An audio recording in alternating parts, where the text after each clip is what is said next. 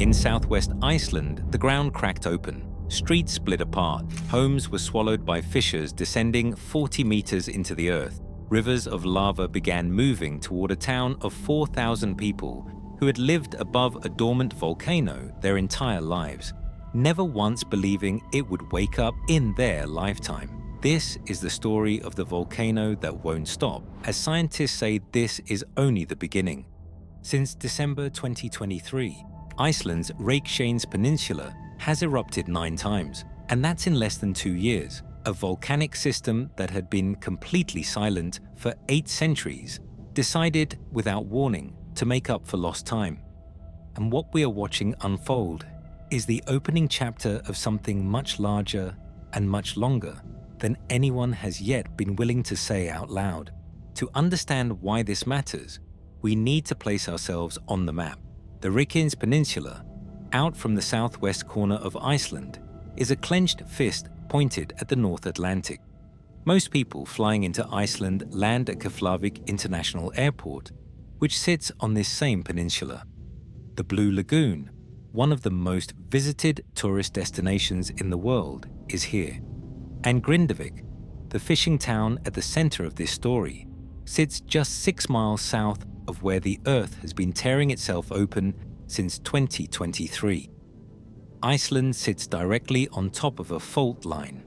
The Mid-Atlantic Ridge runs straight through the country, a boundary where the North American and Eurasian tectonic plates are physically pulling apart from each other at roughly 2 centimeters per year.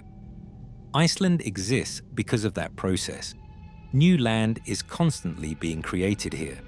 And what we are seeing on the Reykjanes Peninsula right now is that process accelerating in ways that no living person has ever witnessed in this region. The peninsula had been geologically quiet for approximately 800 years before March 2021, when the first eruption in living memory broke through the surface at Fagradalsfjall. Scientists noted it, studied it, and largely reassured the public. What came next is what nobody predicted. By October 2023, something had shifted beneath Svartsengi, the volcanic system sitting just north of Grindavík.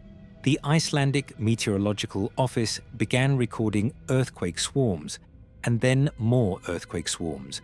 And then the numbers started climbing in ways that made scientists uncomfortable. By November 10, 2023, around 20,000 tremors had been recorded, the largest exceeding magnitude 5.3. The ground under Grindavík began to crack visibly. Roads split apart. Buildings shifted on their foundations. The town's 4,000 residents were given evacuation orders the same day.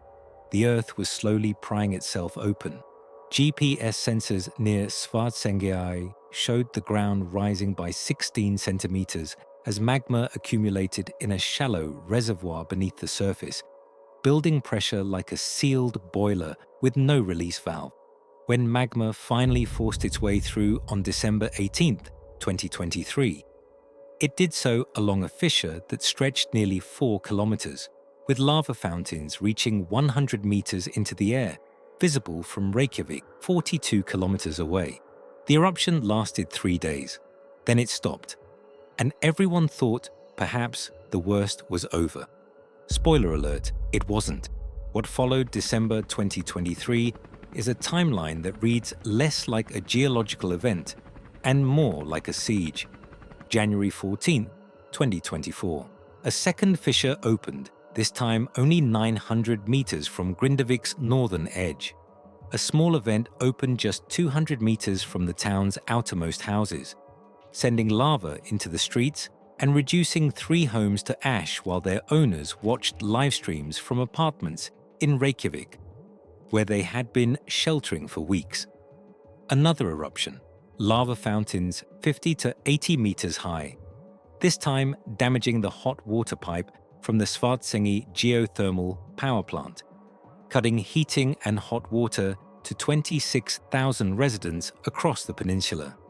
March 16, the longest eruption yet, lasting 54 days, created the most powerful fissure in the series.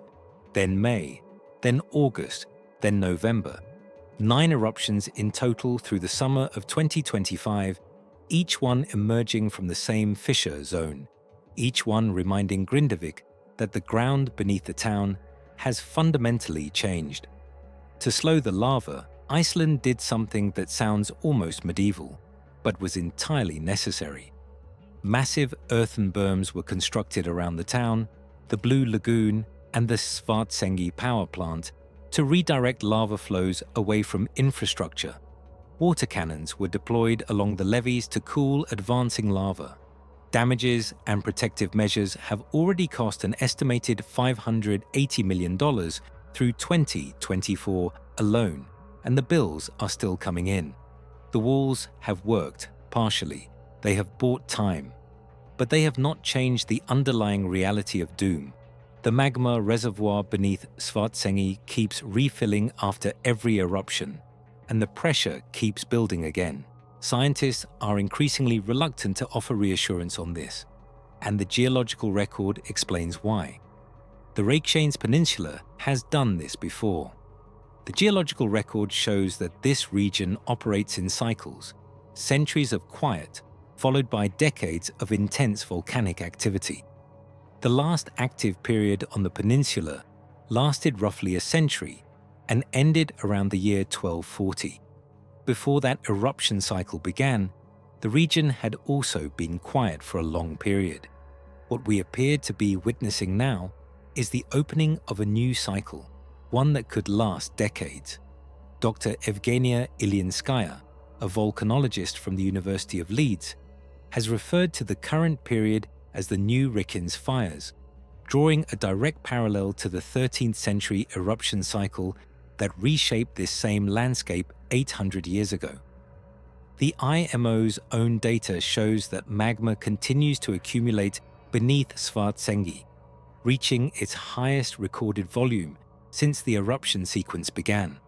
Scientists believe this may be the start of a new volcanic era, one that could last decades. The numbers tell part of the story. The lives behind them tell the rest. Grindavík had 4,000 residents on November 10, 2023. The night they were evacuated, families packed what they could carry and left, not knowing if they were leaving for a week or forever. Most would not return for months. Some would never return at all. Iceland's government eventually agreed to buy all residential properties in the town, offering 95% of the insurance value, which could total around $440 million in property compensation alone. As of late 2024, 63 properties had been declared completely irreparable, with 523 cases still under review by Iceland's natural catastrophe insurance system. But what the financial figures don't capture is what Grindavík's mayor, Fanna Jonasson, said on November 10, 2025, the 2-year anniversary of the evacuation. This is, of course, an emotional day.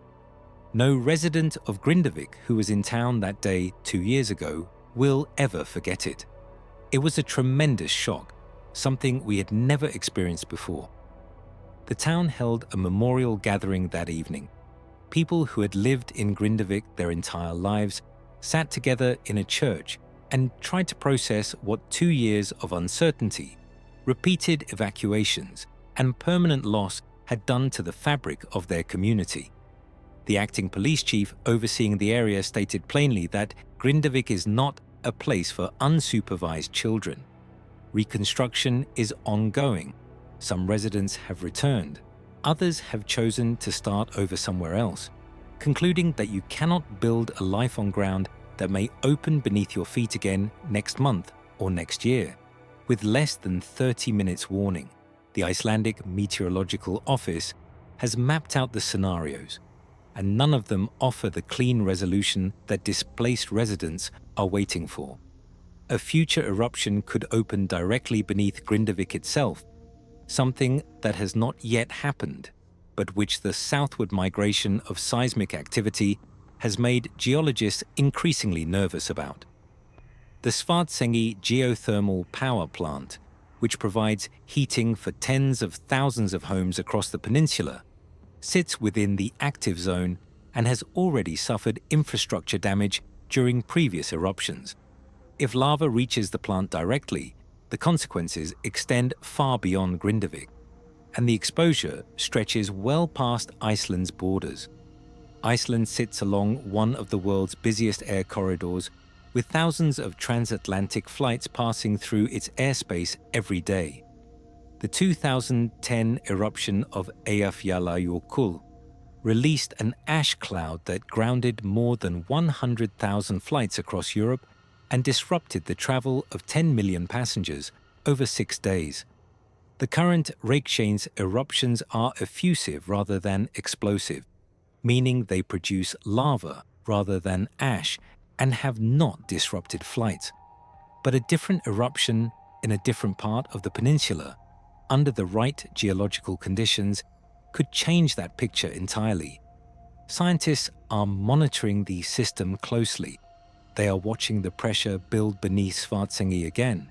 They are watching for earthquake swarms that signal the next intrusion, and the warning time when an eruption is imminent, based on everything they have learned from 9 eruptions, is less than 30 minutes.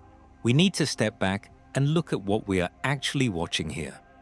The Mid-Atlantic Ridge is pulling the North American and Eurasian plates apart. Iceland sits directly on that boundary. Every eruption on the Reykjanes Peninsula adds new material to the surface of the Earth, building land that did not exist before. We are watching geological creation in real time, the same process that built Iceland over millions of years, compressed into months and visible from the road. A continent is reshaping itself, not over millions of years, but now. The Reykjanes Peninsula looks different today than it did in 2021. It will look different again in 2030. The lava fields spreading across what used to be roads, fishing harbors, and neighborhoods are not temporary damage. They are permanent additions to the landscape, the newest rock on the planet's surface, still cooling. The people of Grindavík did not choose to live at the edge of a geological revolution. They built homes there, raised families there, fished from the harbor there, because for 800 years the ground held. It held through their grandparents' lives, their parents' lives, and their own lives, right up until the night it stopped holding. Iceland is erupting, and beyond that, it is changing. The magma is still accumulating. The ground is still rising. The fissures are still there, waiting for the next recharge cycle to complete. The question won't be if it erupts again. It will be when, and whether the walls are high enough and the warning systems fast enough and the people far enough away when it does.